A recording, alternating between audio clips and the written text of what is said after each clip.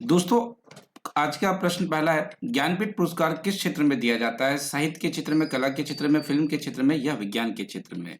आपका आंसर्स क्या है? तो जवाब सही होगा इसका साहित्य के क्षेत्र में। दोस्तों, साहित्य के क्षेत्र में सबसे सर्वश्रेष्ठ साहित्य के लिए ज्ञानपीठ पुरस्कार प्रदान किया जाता है और ज्ञानपीठ पुरस्कार की शुरुआत जो है 1961 में की गई थी, जब इसकी राशि बहुत कम थी, पर आज वर्तमान में ज्ञानपीठ पुरस्कार के साथ 11 लाख रुपए की राशि और एक कांस्य वाग्देवी देवी की मूर्ति आपको दी जाती है, जिसे भी ज्ञानपीठ पुरस्कार प्राप्त होता है। आगे चलते हैं, यहाँ क्वेश्चन दूसरा लेते हैं, विश्व स्वास्थ्य दिवस कब सेलिब्रेट किया जाता है? तो यहाँ ऑप्शंस आपके सामने है। राइट आंसर इसका होगा क्वेश्चन नंबर 2 का 7 अप्रैल। 7 अप्रैल को प्रतिवर्ष विश्व स्वास्थ्य दिवस सेलिब्रेट किया जाता है, ये आप लोग याद रखेंगे। सनसाइन विटामिन क्या होता है? देखिए, सनसाइन विटामिन का तात्पर्य यहाँ पर क्या है, थोड़ा सा आप ये समझ लेंगे। तो सनसाइन विटामिन एक प्रकार का ऐसा विटामिन है जो आपको सूर्य से प्राप्त होता है। किससे प्राप्त होता है? सूर्य से प्राप्त होता है और ये विटामिन होता है डी। अब देखिए, विटामिन डी किसके लिए सबसे ज्यादा इंपॉर्टेंट होता है हमारे शरीर में? तो देखिए, हड्डियों के लिए, हड्डियों के विकास के लिए, हड्डियों के स्वास्थ्य के लिए विटामिन डी बहुत आवश्यक होता है। हालांकि सूर्य की रोशनी के अतिरिक्त भी कुछ चीजों से ये पाया जाता है और विटामिन डी की अगर कमी किसी को हो जाए तो एक रोग होता है जिसे आप कहते हैं सूखा रोग। क्या रोग कहते हैं? सूखा रोग कहते हैं, जिसमें हड्डियां बड़ी पतली हो जाती है, टेढ़ी मेढ़ी भी हो जाती है। इसे रिकेटस रोग के नाम से भी जाना जाता है, ये आप लोग याद रखेंगे। प्रश्न संख्या 4 पे चलते हैं। छिली हुई सब्जियों को अगर आप धोते हैं, जैसे कि मान लेते हैं आपने गोभी की सब्जी उसे काट ली है और काटने के बाद आप उसे धो रहे हैं, तो कौन सा विटामिन उसमें नष्ट हो जाएगा, कौन सा विटामिन उसमें खत्म हो जाएगा, आपको ये बताना है। देखिए क्या होता है, ऐसे 2 विटामिन होते हैं जिनका नाम है बी एंड सी। ये बी एंड सी ऐसे विटामिन होते हैं जो जल में घुलनशील होते हैं, जल में घुल जाते हैं। तो जब आप सब्जियों को काटते हैं, इसके बाद अगर आप सब्जियों को धुल रहे होते हैं, तो विटामिन सी और विटामिन बी भी इसके साथ धुल जाते हैं, जिस वजह से क्या कहते हैं हम लोग कि विटामिन सी जो होगा सब्जियों को काटने के बाद अगर आप धोते हैं तो वो नष्ट हो जाएगा। यही रीजन रहा है। आगे चलते हैं, यहाँ पे केचुए के आपने अक्सर देखे होंगे, केचुए की आइस कितनी होती है? आप ये बताइए, आपको ऐसा लगता होगा केचुए के पास आंखें हैं, तो आप बताइए कितनी आंखें हैं? तो यहाँ जवाब आपको बता रहा हूँ, इसके कोई भी नेत्र नहीं होते हैं, इसके कोई भी नेत्र नहीं होते हैं। दोस्तों, बहुत स्वागत करता हूँ आपका education for you YouTube channel पे। मेरा नाम है आशीष चौरसिया और यहाँ पर आप लोग देख रहे हैं जीके के जबरदस्त क्वेश्चन जो आ सकते हैं किसी भी एग्जामिनेशन में। जैसे आप बात कर रहे हैं सुपर टीईटी की, या आप बात कर लीजिए रेलवे की, एसएससी की, बैंक की, या किसी भी एग्जामिनेशन में जिसमें जीके पूछा जा रहा है, तो डेफिनेटली ये वीडियो आप पूरा देखिएगा और अंत में मुझे बताइएगा कि आपका स्कोर क्या रहा। साथ ही साथ अगर कोई प्रश्न आपको समझ में ना आए तो भी मेरे साथ आप कमेंट बॉक्स में डिस्कस कर सकते हैं। क्वेश्चन नंबर 6 पे हम चलते हैं। भारत संविधान के किस भाग में मूल्य कर्तव्यों का वर्णन आपको देखने को मिलता है? मूल्य कर्तव्यों का क्वेश्चन नंबर 6 है। अब देखिए, यहाँ पे अगर आप बात करेंगे तो एक 42वां संविधान संशोधन हुआ था, जैसा कि आपको याद होगा, और ये संविधान संशोधन 1976 में हुआ था, जिसके तहत यहाँ भाग चार का यहाँ पर जोड़ा गया था और जिसमें अनुच्छेद 51 का के तहत यहाँ मूल्य कर्तव्यों का वर्णन आपको देखने को मिलता है। ये चीजें आप लोग याद रखेंगे, काफी इंपॉर्टेंट क्वेश्चन है ये वाला भी। आगे चलते हैं, संविधान का संबंध किस भाग से है? देखिए, संविधान संशोधन का संबंध किस भाग से है? अब देखिए, संबंध केवल पूछ रहा है यहाँ पे। अगर आप बात कर रहे हैं क्वेश्चन नंबर 7 की, तो मैं आपको एक अनुच्छेद की याद दिलाना चाहूंगा। यहाँ पर एक अनुच्छेद की याद दिलाना चाहूंगा, अनुच्छेद 368। 368 अनुच्छेद ये बताता है कि संविधान संशोधन की प्रक्रिया क्या है। यहाँ 368 अनुच्छेद के पास संविधान संशोधन करने का अधिकार नहीं है, केवल प्रक्रिया के बारे में बताता है, ये आपको याद रखना है। तो क्वेश्चन नंबर जो 7 है, इसका राइट आंसर होता है भाग 20। भाग 20 में ये चीजें आपको मेंशन मिलती है। अगला प्रश्न आता है, हैजा रोग किसके कारण होता है? क्वेश्चन नंबर 8, हैजा रोग किसके कारण होता है? जवाब इसका बी होता है, जीवाणुओं के कारण होता है। जोजिला दर्रा भारत के किस राज्य में आपको देखने को मिलता है? क्वेश्चन नंबर 9, जोजिला दर्रा भारत के किस राज्य में आपको देखने को मिलता है? जवाब होगा बी, जम्मू एंड कश्मीर।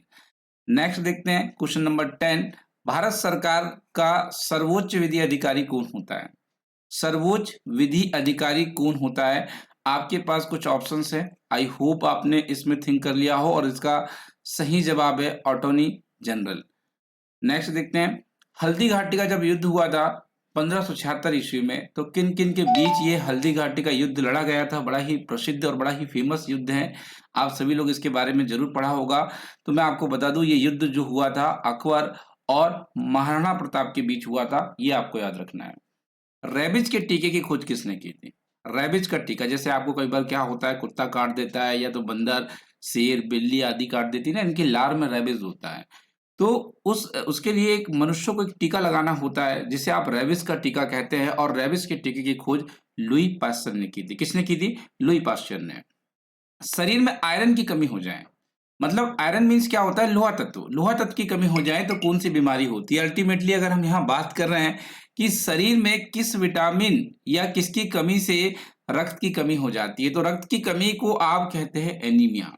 जब व्यक्ति को एनीमिया हो जाता है तो उसे पालक, गुड़ और आंवला खाना चाहिए, जिससे क्या होता है, उसमें ब्लड की मात्रा बढ़ती है और एनीमिया जो रोग है वो ठीक हो जाता है।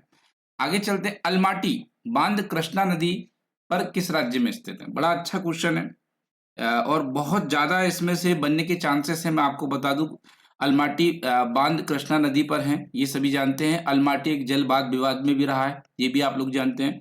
हम लोग क्वेश्चन नंबर 14 है, पहले से डिस्कस करते हैं। चलिए, कर्नाटका में है। कहां पर है? अलमाटी बांध कृष्णा नदी किस राज्य में? ये कर्नाटक में। अब बात ये आती है, कौन कौन से ऐसे राज्य हैं जिनमें ये जल वाद विवाद चल रहा है?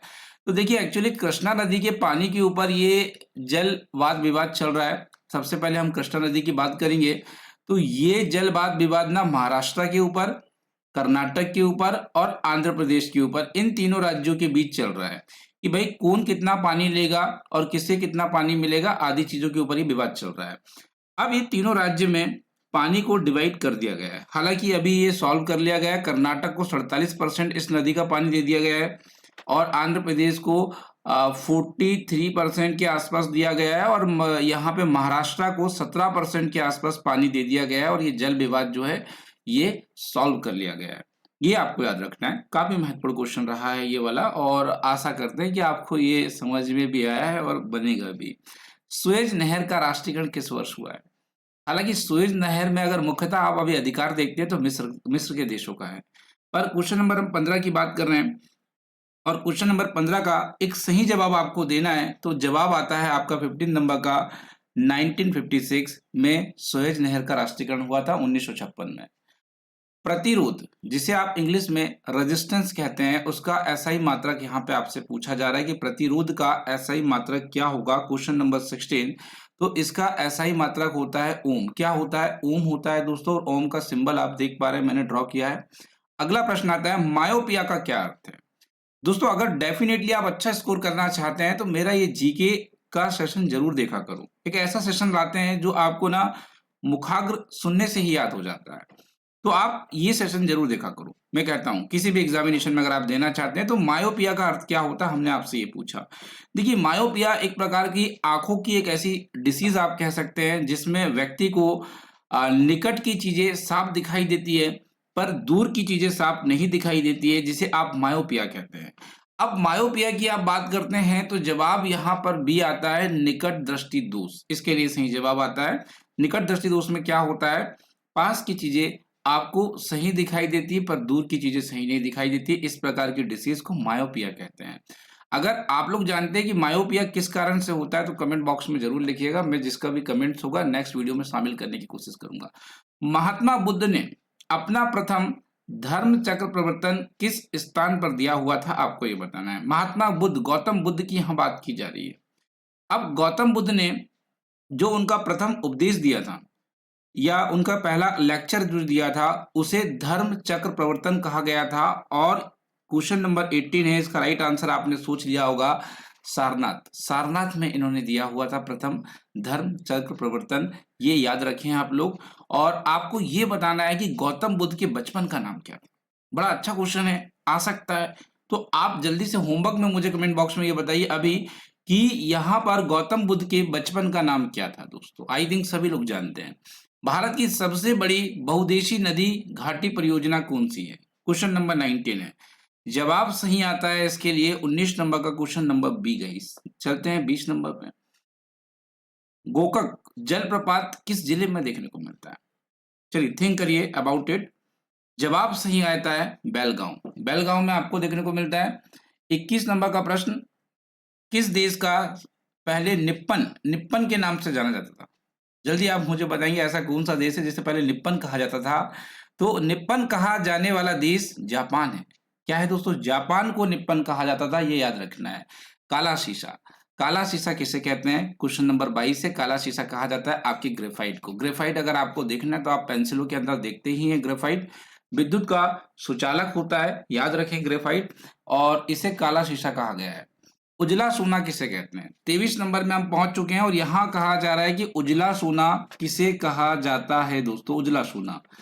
तो यहाँ उजला सोना जो होता है एक्चुअली कहा जाता है कपास को। किसे कहा जाता है? कपास को कहा जाता है। मछली के हृदय के कितने प्रकोष्ठ होते हैं? आपको बताना है 24 नंबर का। मछली के हृदय के कितने प्रकोष्ठ होते हैं? अगर मैं यहाँ पर पूछूं आपके कितने हैं और हमारे कितने हैं, या मानव के कितने होते हैं, तो मानव के 4 होते हैं और मछली में 2 होते हैं। मानव में 4 होते हैं, मछली में कितने होते हैं? 2 होते हैं। ये आपको याद रखना है, बड़ा अच्छा क्वेश्चन लगा मुझे। प्रिंस ऑफ वेल्स कप किस खेल से जुड़ा हुआ है? चलिए जवाब देंगे आप। प्रिंस ऑफ वेल्स कप किस खेल से संबंधित है, किस खेल से जुड़ा हुआ है? क्वेश्चन नंबर 25 की हम बात कर रहे हैं और इसका right answer option number B आएगा, गोल्फ से जुड़ा हुआ है। किससे जुड़ा हुआ है? गोल्फ। भारत की सबसे बड़ी कृत्रिम झील कौन सी है? जो मानव निर्मित होती है उसे आप कृत्रिम झील कहते हैं, ये प्राकृतिक नहीं होती है। और यहां अगर जब सबसे बड़ी पूछा गया है तो आपका जवाब होना चाहिए गोविंद बल्लभ पंत सागर। ये भारत की सबसे बड़ी कृत्रिम झील है, याद रखना है इस चीज को। आगे चलते हैं। इंडिका किसकी रचना है? ये क्वेश्चन तो सीटेट से लेकर आपका यूपीएससी तक पीछा नहीं छोड़ता है। ये वाला क्वेश्चन एक ऐसा प्रश्न है, 27 नंबर का है। जवाब सही होगा मेगास्थनीज। मेगास्थनीज की रचना है इंडिका, याद रखें। लाख बक्स की उपाधि किसे दी गई थी या किसे कहा जाता है? बात तो एक ही है। और यहाँ 28 नंबर के क्वेश्चन में आपसे यहाँ पर जवाब सही मिलता है कुतुब बिन ऐबक। सही सही बताना, ये सभी प्रश्नों के जवाब मेरे से पहले कौन दे रहा है? और आप अगर दे रहे हैं तो मेरे हिसाब से बहुत बढ़िया आप लोग कर रहे हैं। और आप इस तरह का अगर जीके आप बना चुके हैं ना, तो मैं तो कहता हूँ यार अमेजिंग है। कोई भी एग्जाम क्रैक कर सकते हैं आप। आप भारत की 1 रुपए की नोट देखते हैं तो उसमें किसका हस्ताक्षर आपको देखने को मिलता है? आप ये बताइए। अगर भारत की 1 रुपए की नोट है तो उसमें आपको सिग्नेचर जो देखने को मिलते हैं वो वित्त सचिव के देखने को मिलते हैं। अब देखिए इन्हीं में आंसर छुपा है। चारों ऑप्शन से क्वेश्चन पूछता हूं मैं आपसे कि जो 10 रुपए की नोट होती है आपकी, जो 10 रुपए की नोट होती है, एक्चुअली उसमें किसके हस्ताक्षर होते हैं? ये चारों में से एक ऑप्शन है, मैं आपको पहले ही बता दे रहा हूं। आप कमेंट बॉक्स में जरूर लिखिएगा कि 10 रुपए की नोट में किसके हस्ताक्षर होते हैं। मैंने बताया 1 रुपए की नोट में वित्त सचिव के होते हैं, तो आपको क्लियर हुआ होगा। भारतीय रिजर्व बैंक का मुख्यालय आप बता दीजिए। जब यहाँ चर्चाओं में आप आए हैं भारतीय रिजर्व बैंक में, तो मैं आपको एक बात बताना चाहूंगा कि भारतीय रिजर्व बैंक की अगर आप बात कर रहे हैं तो 1 अप्रैल 1935 को इसकी स्थापना की गई है। और इसका मुख्यालय अगर आप बात कर रहे हैं तो इसका मुख्यालय आपको मुंबई में देखने को मिलता है। कहां पर मिलता है? मुंबई में देखने को मिलता है। क्वेश्चन नंबर 30 है। That's amazing question also. Delhi के प्रसिद्ध जामा मस्जिद का निर्माण किसने करवाया था? दिल्ली में बहुत ज्यादा प्रसिद्ध है जामा मस्जिद, और इसका निर्माण किसने करवाया था? आपको कमेंट बॉक्स में ये बताना है। जवाब होगा शाहजहां। शाहजहां ने यहाँ पे प्रसिद्ध जामा मस्जिद का निर्माण कराया था। हुमायूं का मकबरा कहाँ स्थित है? हुमायूं का मकबरा कहाँ स्थित है आप मुझे बताएंगे। क्वेश्चन नंबर 2 है। जवाब होगा ए, दिल्ली। दिल्ली इसके लिए राइट आंसर है। हुमायूं का मकबरा कहाँ है? दिल्ली में है। एक प्रश्न पूछता हूं इस बीच में आप लोगों से कि दोस्तों यहां बताएं दूसरा ताजमहल किसे कहा जाता है? दूसरा ताजमहल भारतवर्ष में किसे कहा जाता है? आपको कमेंट बॉक्स में बताना है। ये एक और क्वेश्चन। सारे प्रश्न जो मैं बीच बीच में पूछ रहा हूं जवाब जरूर दीजिएगा। वीडियो कैसा लगा कमेंट बॉक्स में ये भी आपको लिखना है। और अभी तक यार वीडियो को लाइक नहीं किया है तो आप किसका इंतजार कर रहे हो? अभी वीडियो को लाइक करिए। आगे चलते हैं। गुजरात विजय की यादगार में अकबर ने किसका निर्माण किया था? आपको ये बताना है। क्वेश्चन नंबर 3 है। अब देखिए यहां अगर हम देखें गुजरात विजय की यादगार में अकबर ने किसका निर्माण किया था, तो जवाब आता है बी, बुलंद दरवाजा। बुलंद दरवाजे का निर्माण किया गया था। क्वेश्चन नंबर 4, पानीपत की दूसरी लड़ाई किसके बीच हुई थी? हालांकि आप जानते हैं पानीपत की युद्धों के बारे में कौन नहीं जानता। और यहाँ ये लड़ाई अकबर और हेमू के बीच हुई थी, ये भी आपको पता होना चाहिए। क्वेश्चन नंबर 4 था। 5 चलते हैं। किस युद्ध में भारत में मुगल राज्य की नींव पड़ी थी? कौन सा ऐसा युद्ध हुआ था जब भारत में मुगल राज्य ने अपनी जड़ें जमाना चालू कर दिया था? अगर हम लोग बात कर रहे हैं तो वो जड़ें जमी थी पानीपत के पहले युद्ध से। अभी अभी हाल ही में ही हमने बात की, पानीपत का पहला युद्ध किसके बीच हुआ था? मुगल चित्रकारी किसके शासन काल में सबसे सर्वश्रेष्ठ स्तर पे चली गई थी, ये कहना चाहते हैं क्वेश्चन नंबर 6 में। तो जवाब आपके पास 4 है दोस्तों। सही जवाब आता है जहांगीर। जहांगीर के काल में ऐसा हुआ था। किसके काल में? जहांगीर के काल में ऐसा हुआ था जब चित्रकारी पराकाष्ठा में थी। चित्रकारी एक सर्वश्रेष्ठ स्तर में पहुंच गई थी, ये आपको याद रखना है। किस शासक ने पट्टा एवं कबूलियत की प्रथा आरंभ की थी? अब देखिए, पट्टा तो समझ में आ गया होगा, कबूलियत समझ में नहीं आ रहा होगा। तो देखिए, एक प्रकार का आप स्वीकृति प्रमाण पत्र कह सकते हैं इसे। जैसे कि आप किसी को कुछ चीज बेचते हैं, जैसे आप किसी ने जमीन बेचा है आपने, तो आप एक दान पत्र तैयार करते हैं या आप एक स्वीकृति प्रमाण पत्र तैयार करते हैं, और एक पट्टा जिसे आप रजिस्ट्री भी कहते हैं, वो उसकी शुरुआत किसने की थी, यहाँ ये पूछा जा रहा है। तो वो एक्चुअली शुरुआत की गई थी शेरशाह के द्वारा। किसके द्वारा की गई थी? शेरशाह के द्वारा की गई थी। भारत में चारबाग शैली का प्रथम मकबरा कहाँ पर देखने को मिलता है? चारबाग की प्रथम शैली का मकबरा हुमायूं का मकबरा में देखने को मिलता है। आगे चलते हैं। कौन सा मकबरा द्वितीय ताजमहल कहलाता है? देखिए, अभी हाल ही में ये प्रश्न मैंने आपसे किया था और वो प्रश्न यहाँ पर बन गया।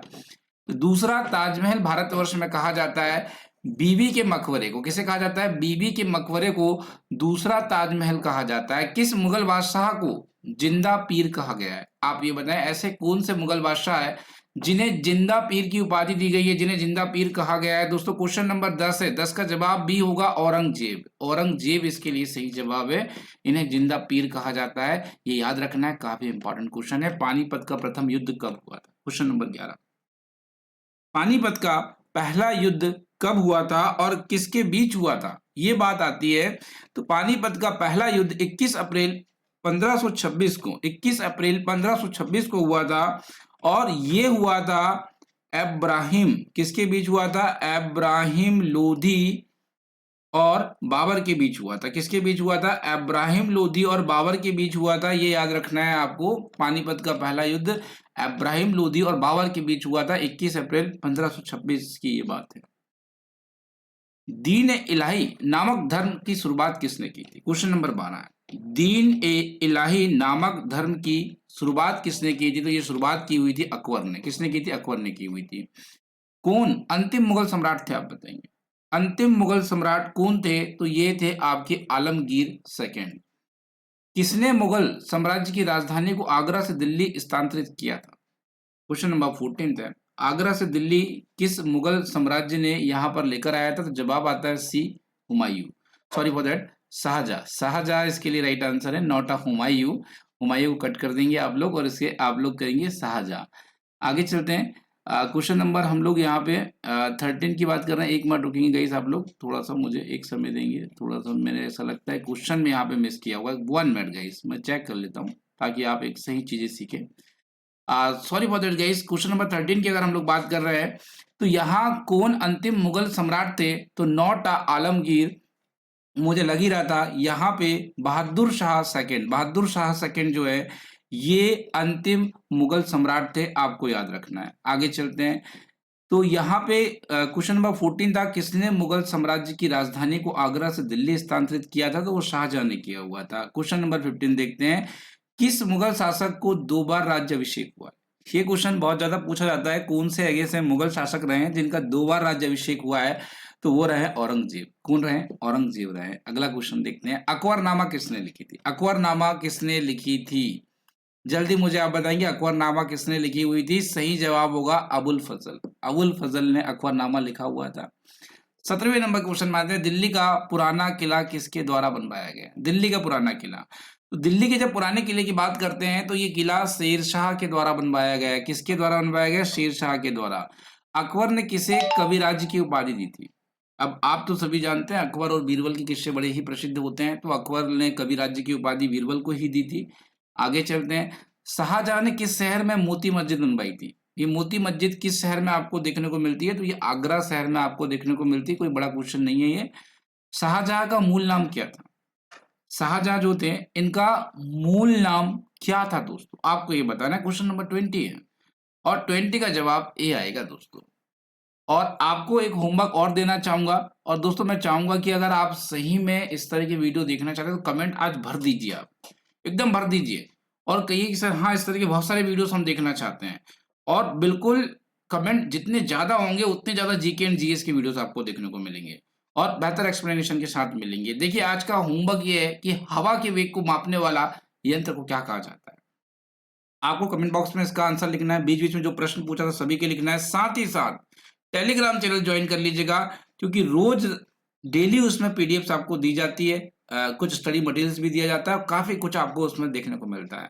आपसे एक ही बात कहना चाहूँगा मैं यहाँ पे कि रात 9 बजे लाइव क्लास में मुलाकात करते हैं। आज के लिए इतना ही। Thank you so much for watching this video and don't forget to like and subscribe दोस्तों। अगर वीडियो में आए हो तो रेड कलर का बटन दबाकर चैनल को ज़रूर सब्सक्राइब करें। साथ ही साथ वीडियो को लाइक ज़रूर करें। Thank you so much guys.